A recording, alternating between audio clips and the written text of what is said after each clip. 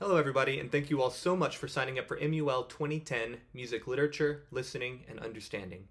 It's my pleasure to be working with you all over the next couple of months, and I'm so excited to see what kind of thoughts and ideas you all will bring to the table. I'll go ahead and give you all a little bit of background on myself. I've been involved with music for pretty much my entire life. I got my master's degree in musicology from Florida State in 2018, and have worked as a piano teacher and in instrument sales for Yamaha pianos for the past few years.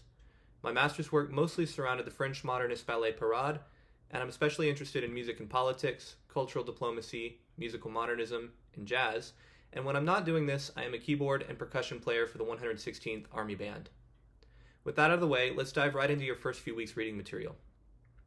I want you all to pay really careful attention to these first few chapters of your textbook, because the terminology you'll learn here will give you the tools to write and speak precisely about music for the rest of the course. Note the distinctions between styles of music, as well as some of the ambiguities between terms, for example, world music and global music, or popular music and folk music on page 7 of your textbook. We often use the term classical music colloquially to mean all traditional symphonic music. This isn't entirely accurate in an academic sense, so notice the breakdown of the different styles of Western art music into medieval, Renaissance, Baroque, classical, romantic, and 20th century, on pages 8 through 11 of your textbook. As an aside, as you're thinking about these different ways of talking about music and genre, also be considering music you're familiar with. Think about the music you listen to or hear on an advertisement or in the gym. What genres are you hearing? What settings do you hear them in? What associations do those artists or styles have, and what do they mean in a particular style? This is the simplest way to begin thinking critically about music and the way we're looking to do in this class. Finally, study the terms in Chapter 2 very carefully. I know there are a lot of them, but if you take the time to learn them really well now, you'll have a much easier time later in this course, as these terms are very important for describing musical events. I'm going to demonstrate a few of these now on the piano, but make sure to visit your textbook's companion website as you study these. The examples provided there will really help you to see these musical terms at work. So the first element of music that I'd like to discuss is melody. Quite simply, melody is the part of a piece of music or a song that you would take away singing. So for example, the song Amazing Grace.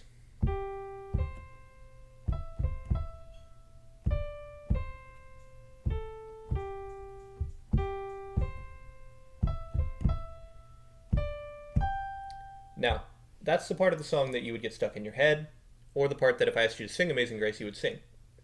We can describe that melody in a few ways. First of all, using the terms conjunct versus disjunct.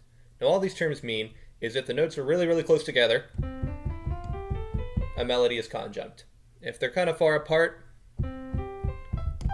we would say it's more disjunct. Amazing Grace is a little bit of both. We start with a leap. It's kind of a disjunct section. And then right here, we don't really move around too much. All these notes are pretty close together, but here we have another leap. Another leap here. So we could describe those different parts of that melody as either conjunct or disjunct, depending on what kind of motion is going on in the melody. And hopefully the keyboard representation kind of gives you a little bit of a spacing representation for how far apart these notes are, rather than just hearing them, although your ear will come to notice these things as you move along. Okay, let's move on. The second aspect of Amazing Grace I'd like to discuss is rhythm. So, what can we say about the rhythm of Amazing Grace? We can talk about its meter.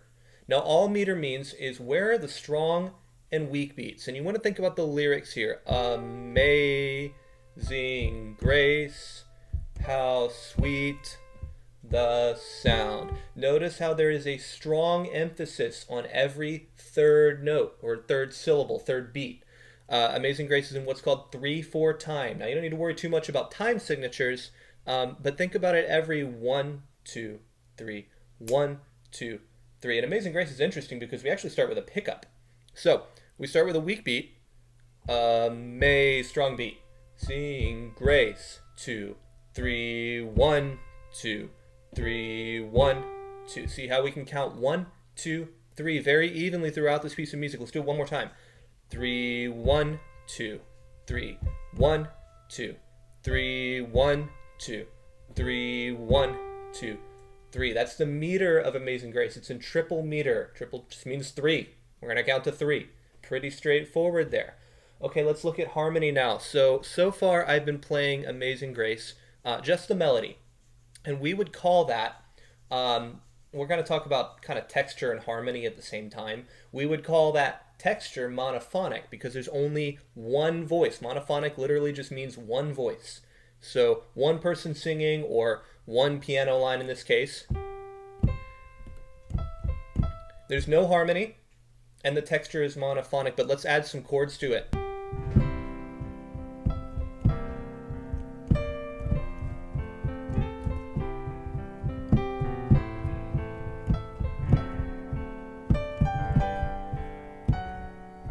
See, I've added other notes to it, and that kind of tells a story.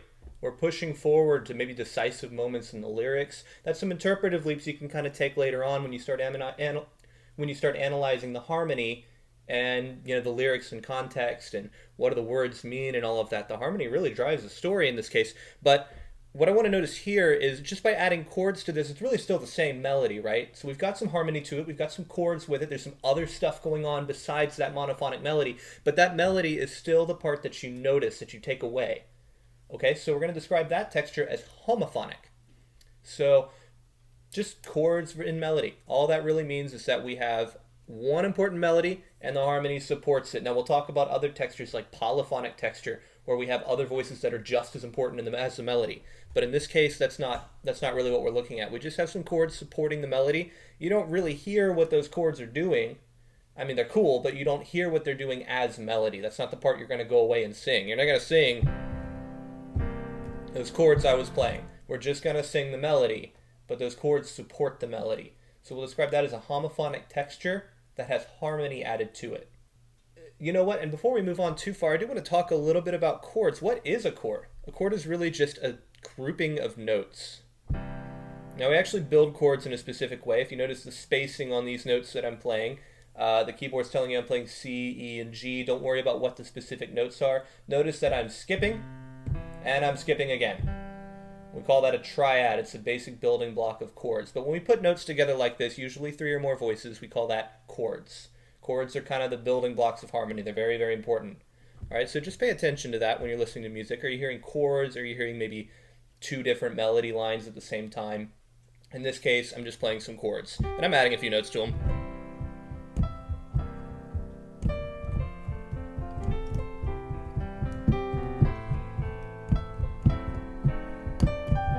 That was a little too much right there, wasn't it? I didn't like that very much.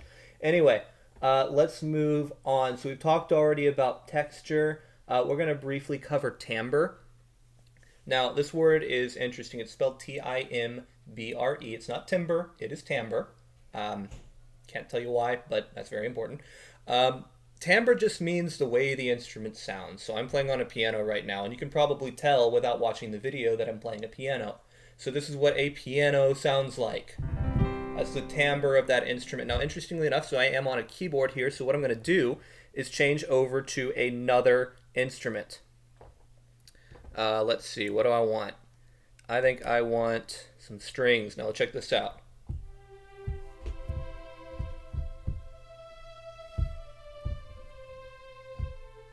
Playing the same piece of music, but now I have a very different timbre. It sounds very different. So think about how you would describe those timbres. What does a piano sound like compared to the strings? I think the strings are a lot warmer.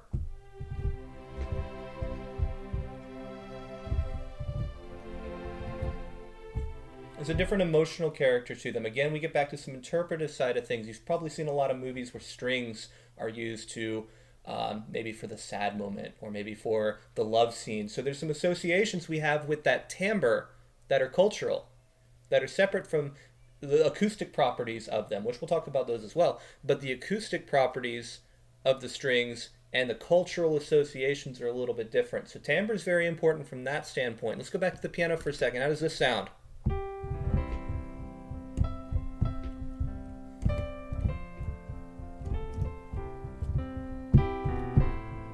The piano's a little more percussive, right? It's a little bit, maybe a little more brittle than the strings. It's not as warm. Just throwing out some terms that I think are descriptive of it. But think about those things. Think about what a different timbre says. How would you describe it? You know, be imaginative with your descriptions of them.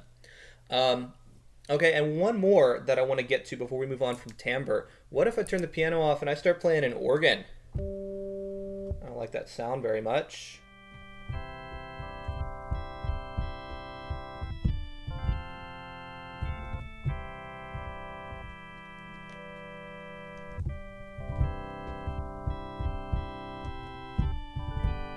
Now, I don't really like that organ sound very much, so I apologize for that. Couldn't quite get the sound I was looking for. But if I play that on an organ, we're going to get some different associations going on, right? It's a church hymn.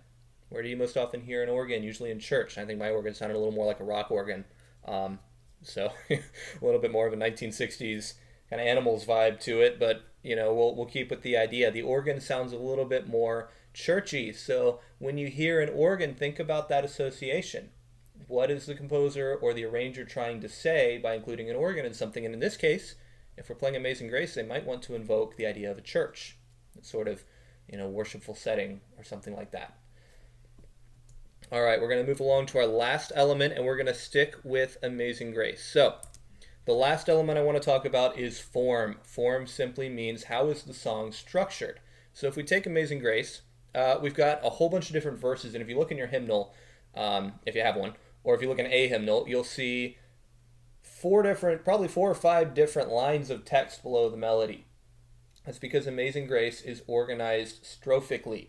All that means is that you're going to sing the first line of text all the way through, go back to the beginning, sing the second line of text all the way through, and so on. So it's a strophic organization. We can also look at it a little bit more kind of in depth. So I'm going to play this melody again.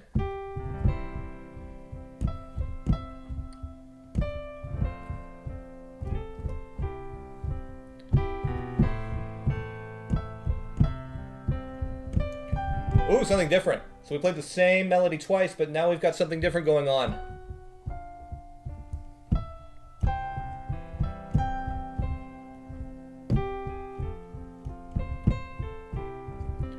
So that was different. We have some contrast. So now we're going to go back and play the opening again.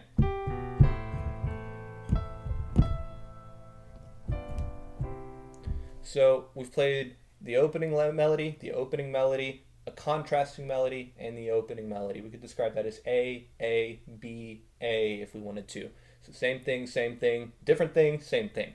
So when you're thinking about form, what you want to look for is when does it start sounding different? Repetition is very important in music. You play the same thing 2-3 times, you establish it, and then you do something different. So we've gone to a different section of the piece of music. So really listen for repetition and listen for contrast when you're analyzing form.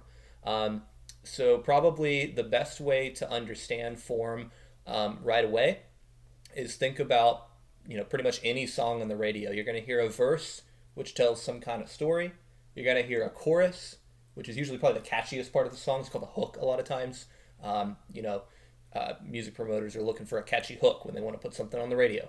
So the catchy part that you're going to go away singing, a lot of times that's the chorus. Then you're going to hear the verse again, which is going to be the same melody as before, but with different lyrics. And then you'll probably hear the chorus again, and that'll be the same melody and the same lyrics as before. Maybe the last time they add some more drums or something like that, some little things will change, but for the most part, the musical material in the chorus and the lyrics stay the same.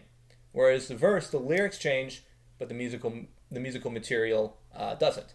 And then a lot of times, somewhere toward the end, you'll hear what's called a bridge. And that's going to be where both the musical material and the lyrics change. We're going to look at the song and say, all right, we don't want this to get too boring. Let's do something completely different. A lot of times that's your bridge section. So if you think about the way music is organized, it's very formulaic for a lot of pop music. You'll hear kind of more or less that same organization a lot. So be listening for that. Be listening for what's the same here and what's different. Repetition and contrast, that's what you're listening to when you're analyzing form. Okay, so don't worry if these concepts are a little bit elusive right now. I know it's a lot. These are pretty big concepts we're going to be studying all semester, but really start delving into these things right away. The sooner you can get comfortable with them, the better. And we're going to keep on talking about these things. So good luck with everything. Study your textbook. Use that companion website. It's incredibly useful.